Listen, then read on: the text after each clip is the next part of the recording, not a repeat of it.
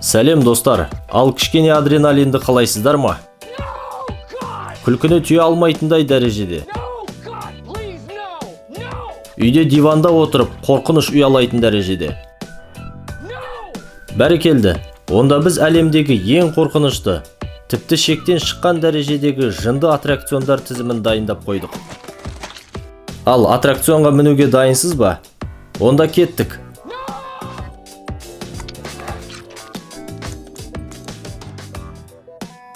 500 футтық мост.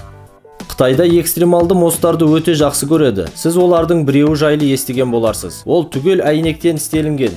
Бұл мост жылына миллиондаған туристерді қорқытады.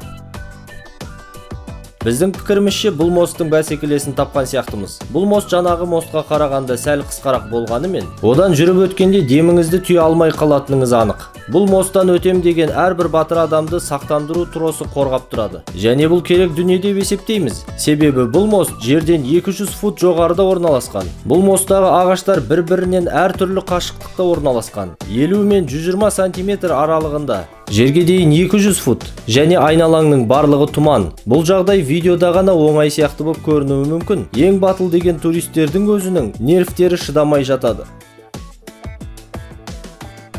Сәл қадамыңды қате бассаң, тұңғиыққа құлап кетесің. Ұзақ құламайсың әрине. Сақтандыру тросына рахмет. Кейбіреулер соншалықты қорыққанынан жұп-жұп болып жүреді, немесе жұп-жұп болып тұрады. Бұл жерде аяқ киімді жоғалтып алу қаупі өте жоғары. Себебі онда қауіпсіздік тросы жоқ қой. X-Cream. Лас-Вегасқа барсаңыз, казиноға үлкен ақша тігу арқылы өзіңіздің нервіңізді сынап көрсеңіз болады. Немесе Мальчишник Вегасе фильміндегі кейіпкерлердің рөлін сомдап, ал енді мұндай көңіл көтеру түрлері сіз үшін емес. Егер сізге өткір немесе қорқыныш әсер түрлері қажет болатын болса, ондай болса X-Cream аттракционына қош келдіңіз.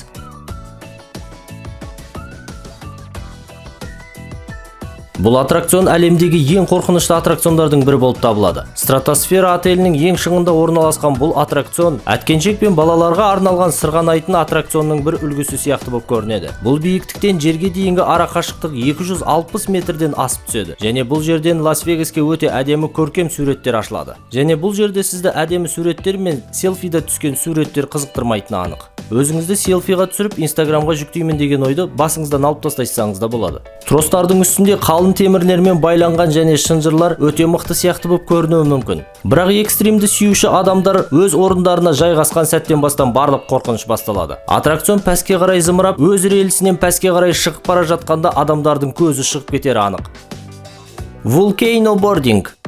Қалыпты серфинг жайлы барлығымыз білеміз. Ал вулкандық серфинг жайлы не дейсіздер? Бұл қалыпты сұраққа өзіміз жауап бере салайық. Әрине жоқ. Бұл спортты сүйуші адамдар судағы толқындарды бағындырмайды. Олар әрекет етіп тұрған биік вулканнан пәске қарай зымырап ұшады. Бұндай пәске қарай сырғанауды әлемнің тек қана бір-екі жерінде ғана татып көруге болады. Сондай жерлердің бірі бұл Никарагуа. Бұл Саран-Негра вулканы болып, онда адамдар өте көп жиналады. Бұл вулканның биіктігі 700 метрден асып түседі. Бұл 150 жастағы вулкан осы кезге дейін 23 рет атқылаған. Және бұл вулканның соңғы рет атқылағанынан қазір 20 жыл уақыт өткені белгілі. Бұл вулканнан пәске қарай зымырап сырғанап келе жатқан кезде оның барлық күші мен ыстығын байқауға болады. Бірақ қолыңызбен жерді ұстаймын деп ойламаңыз. Себебі ол қатты ыстық болғаннан экстремалдар астына темірден істелген скейтбордарды алады. Темірден істелінген скейтбордтың жібінен ұстап пәске қарай зымырап ұшқан кезде адамның жылдамдығы 120 километрге дейін жетеді. Осындай сырғанауды ұйымдастырулардың айтуы бойынша адамдардың ең қатты жарақат алатындары осы құмның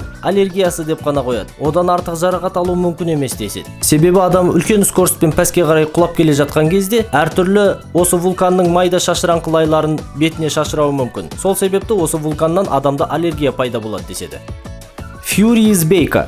Американские горки. Бұл америкалық горкаларда таңғалдырарлық не болуы мүмкін дейсіз. Бірақ жауап беруге асықпаңыз. Бұл аттракцион 2009 жылға дейін Европадағы ең тез аттракциондардың бірі болып саналған. Қазір бұл аттракцион өзінің бірінші орнынан түсіп қалса да, сонда да ол өзіне келушілерді таңғалдыруға әбден қауқары жетерлі. Бұл аттракцион 0-ден 100-ге дейін 3-ақ секундтың ішінде зымырап ұшып, солайша қаты жүреді. Бұл тездік адамның өзінің қалыпты жағдайда жерге құлауының тездігінен де артық болып саналады. Бұл аттракционның ұзындығы 80 метр болып, сол 80 метрдің барлығында 120 километрге дейінгі тездікте адамдар зымырайды.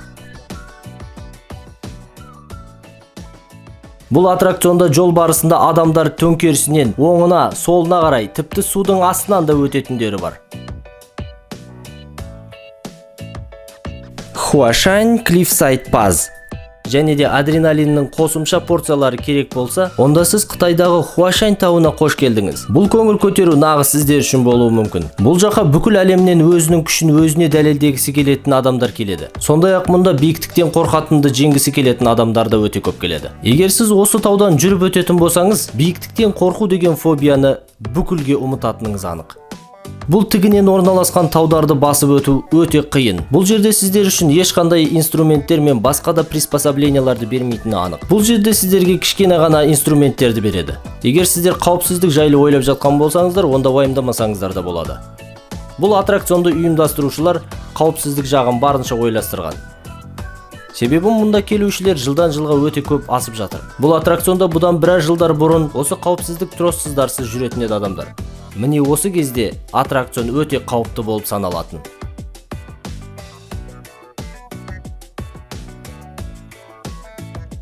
Әртүрлі танымды және қызықты видеоларды сен осы каналдан көре алатын боласың. Қызықты тайм, тіркеліп кет.